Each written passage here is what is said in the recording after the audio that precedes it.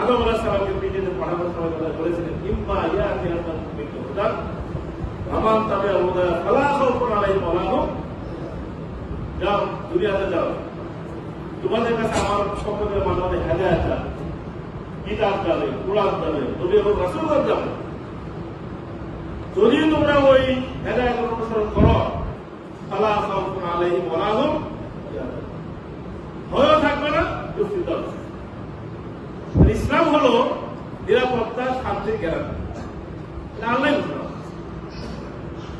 এই জন্য দুনিয়ায় শান্তি ও আখিরাতে শান্তি।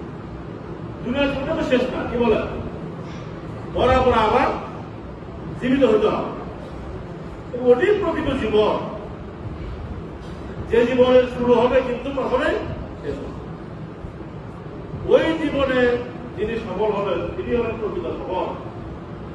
আর এই দুনিয়াতে আমার বাড়ি ঘর আছে, গাড়ি আছে, সব কিছু আছে, প্রাচুর্যের অভাব নাই, কিন্তু যদি আমি আখেরাত থেকে জাহান্নামে যারা সবচেয়ে ক্ষতিগ্রস্ত বিপদ।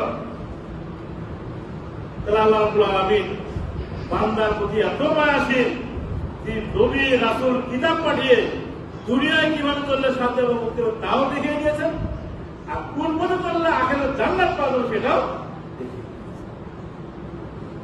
তাহলে তিনি আমাদের প্রতি মেহেরবান। আমরা যদি তার নির্দেশিত পথে চলি তাহলে দুনিয়াও মুক্ত হবে, আখিরাতেও, দুনিয়াও শান্ত হবে, আখিরাতেও। কিন্তু তার পথে আমাদের জামাত হিসেবে তাও এটাই, আর কিছু না। আমরা মুসলমান চলেন, দুনিয়া তো ইসলাম মানি, আর এই মানের মাধ্যমে আখিরাত আমরা নাজাত। ইসলাম মানলেই তো মুসলমান, কি বলেন?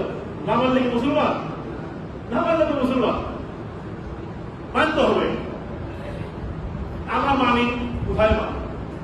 মসজিদে মানি, নামাজে মানি, রোজায় মানি, হজ্জে মানি, যাকাতে মানি, ঠিক না? তাসবিহ তাহলিলে মানি, কোরআন তেলাওয়াত করে মানি। কিন্তু আমরা কিন্তু এর বাইরে আর কোথাও ইসলাম, পরিবারে ইসলাম নাই, সমাজে ইসলামে আইন নাই, বিচার ব্যবস্থা ইসলামের আলোকে চলে না, রাষ্ট্র ইসলামের আলোকে চলে না, অর্থ ব্যবস্থা ইসলামের আলোকে চলে না। তো আপনাদের আমাদের কালেকশন হয় না, আচ্ছা যাচ্ছে, আপনার মনে মনে ঠিক করে রাখেন, কে পুরো দিবেন, গেলে কিভাবে দিয়ে দেন। অন্য জায়গায় আমাদের ইসলাম জামাত হিসাবে কথা হলো যে দুনিয়ায় শান্তি এবং মুক্তি হলে সেখানে সব জায়গায় আমাদের ইসলামটা সব জায়গায় ইসলাম না থাকলে ইসলামের যে কল্যাণ থেকে আমরা পাবো কেমন। এই জন্য আমি সব জায়গায় একটা উদাহরণ দিই, আপনাদের অনেক উদাহরণ দিই। আল্লাহ রাসূল আমাদেরকে দোয়া শিখিয়ে গেছেন। দোয়াটা কি? আল্লাহুম্মা আনতাস সালাম ওয়া মিনকাস সালাম ওয়া ইলাইকা ইয়ারদুস সালাম তাবারাকতা রাব্বুনা ওয়া তাআলা ইয়া যাল জালালি। দোয়াটা তো জানি, প্রায় বলে যান, অর্থ হলো জানি। কি বলা হচ্ছে? আল্লাহুম্মা আনতাস সালাম, আল্লাহ তুমি শান্তির উৎস, আল্লাহ তুমি শান্তিময়, মিনকাস সালাম তোমার কাছে শান্তি, ওয়া ইলাইকা ইয়ারদুস সালাম তোমার কাছে শান্তি। তাহলে শান্তি কোথায় পাওয়া যায়? আল্লাহর কাছে। তাহলে আল্লাহ আইন যদি মানা না হয় তাহলে পাওয়া যাবে, তাহলে শান্তি পাইতে হবে, আল্লাহকে মানতে হবে, তাহলে তিনি আমাদেরকে শান্তি দেবেন। তাকে না মানলে শান্তি তিনি দেবেন। যেমন আমি উদাহরণ দিই যে মধু পাওয়া যায় মৌচাকে। মধু কোথায় পাওয়া যায়? মৌচাকে। মধু খাইতে হলে মৌচাকে যেতে হবে, ধরুন তো দেখে গেলে পাওয়া যাবে, পাওয়া যাবে। যারা আপনাদের আমরা এখানে যারা আছেন তারা তো মনে করি বউ মাসের মধু খাইছি, এবার খাবো না, এবার ভিমরুলের চাকের মধু, ভিমরুলের চাকের যে হানা দেওয়া আছে মধু পাওয়া যাবে, পাওয়া যাবে নাকি? কি পাওয়া যাবে? হ্যাঁ, কেমন পাওয়া যাবেন? মধুর জন্য পাবেন কেমন? দুনিয়ায় শান্তি অশান্তির উদাহরণ এটি যে আপনি যদি আল্লাহ আইন মানেন, তাকে মেনে চলেন সব জায়গায়, তাহলে মধু পাবেন। মধু তো ওখানে, শান্তি তো ওখানে বাধ্য আপনি কোনো মানুষের পিছনে যান, দলের পিছনে যান, দেশের পিছনে যান, তাহলে মধু খাওয়ার জন্য ভিমরুলের জায়গায় যাওয়ার, ভিমরুলের জায়গায় গেলে তো মধু পাওয়া যায় না, দর্শন পাওয়া যায়, কাপড় খাওয়া যাবে। ঠিক তেমনি আল্লাহ রাইট বাদ দিয়ে অন্য কোথাও গেলে আপনি শান্তি তো পাবেন না, অশান্তি বুঝতে পারছি আমি। এই যে তুমি অশান্তি মূল কারণ এটা যে আমরা মধুর চাক ছেড়ে ভিন্ন চাকে ফলে আমাদের দেশের সরকারের প্রশ্নটা বদল হয়, এক বলতে আর একজন আছে, কিন্তু আমার ভাগ্যে পরিবর্তন হওয়া সে নিচের দিকে, ঠিক না? দুর্নীতি আগে তুলনায় বাড়ছে, চাঁদাবাজে আগে তুলনায়, সরকার আগে তুলনায়, তারপর লুটপাট আগে তুলনায়। তাহলে আমরা চাই শান্তি পাই, এই কারণে আমরা এটা পাই যে আমরা হিন্দুরাকে বধু হওয়ার জন্য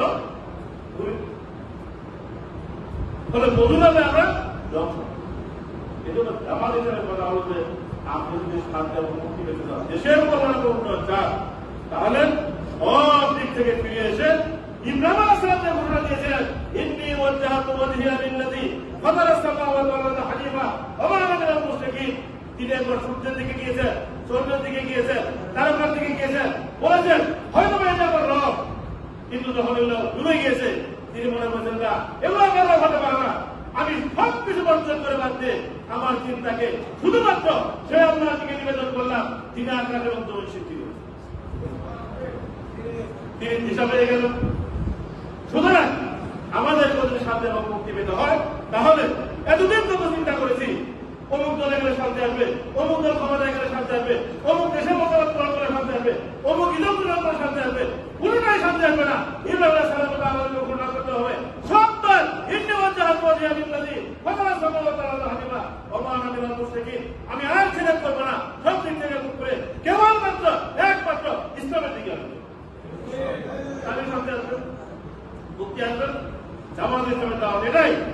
এই প্রিয় বাংলাদেশ সম্পদের অভাব নাই, সব কিছু এখানে আছে, শুধুমাত্র আল্লাহ লাইন এবং সৎপথে সাধক কাজ বলে এখানে মুক্তি আসবে, এখানে উন্নতি হবে, সমৃদ্ধি আসবে, কোন সন্দেহ নেই। সুতরাং আমাদের দেওয়া হলো যে ভাই এতদিন সবকিছু আমরা দেখেছি, এবার আমরা ইসলাম দেখি, এবার এই লক্ষ্যে আমরা ইসলামী দল, ব্যক্তি, প্রতিষ্ঠান আমরা এক হচ্ছি। এই দেশের জনগণের কাছে আমাদের আবেদন, ভাই আপনারা সবকিছু দেখেছেন, সবকিছু আপনারা দেখেছেন, এবার ইসলামকে দেখতে হবে। এবার দেখতে রাজি ইনশাআল্লাহ।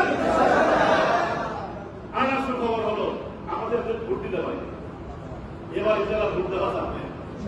বলে এই যে তরুণ যুবকরা ভোটার হয়েছে, হ্যাঁ ভোট দিতে পারবে না, আমরাও পারি নাই, যুবকরা নতুন ভোটার হয়েছে।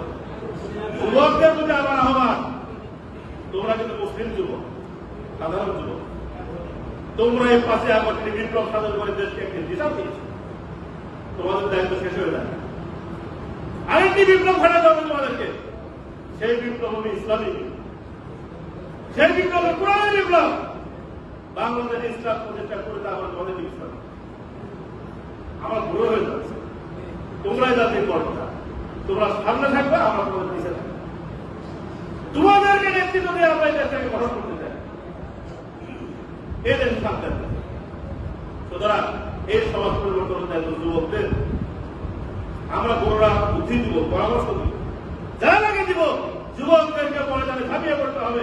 আগামী এই বাংলাদেশকে দুর্নীতি মুক্ত করতে হবে, সন্ত্রাস মুক্ত করতে হবে, চাঁদাবাজ মুক্ত করতে হবে, জুলুম মুক্ত করতে হবে, এই ন্যায়ের সমাজ প্রতিষ্ঠা, যেখানে জাতি, ধর্ম, বর্ণ নির্বিশেষে সকলেই সকলেই অধিকার পাবে, এমন একটি বাংলাদেশ আমরা করতে চাই। এবং এই বাংলাদেশ গড়ার লক্ষ্যেই আগামী দিনে নির্বাচনে ইসলামের পক্ষ হবে।